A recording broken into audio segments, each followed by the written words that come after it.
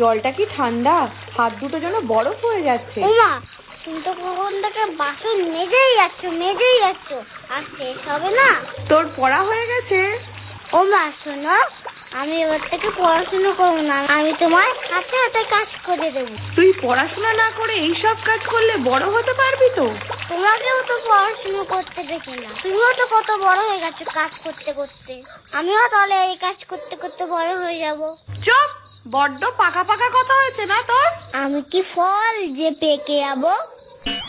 ওমা, তোমার তো কষ্ট হচ্ছে, সরো আমি বাসনটা মেজে দিই। না না, এই জল খুব ঠান্ডা, হাত দিলেই তোর ঠান্ডা লেগে যাবে। ঠান্ডা? ওসব ঠান্ডা ফান্ডা কিছু শুতে বলবে না। আমি আর কিছু বলবো না তো, তুই যা পারিস কর। ও মামা, হাত মোজাটা কি পরে ধোবো নাকি খুলতে হবে? হাত মোজা পরে কি কেউ বাসন ধোয়?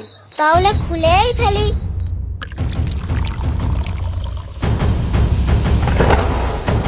ওরে বাবা, মা, এই কি ঠান্ডা! এই ভাই, কি হলো? দেখবি কি হলো? এবার বুঝতে পারছিস তো? কি ঠান্ডা! তুই একটু মার কাজ করে দিতে পারিস না, শুধু ফোন দেখিস। হলো তো, বাসন মাজার শখ মিটেছে তো? ওমা, তোমার কত কষ্ট হয় বলো, এই ঠান্ডা জলে বাসন মাজছো, কাপড় কাচছো।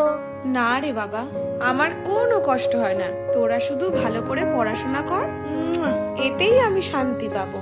এই পড়াশুনো দেখছি তো পিছনই ছাড়বে না, আবার সেই পড়াশুনো করতে হবে, দুধ ভাল লাগে না।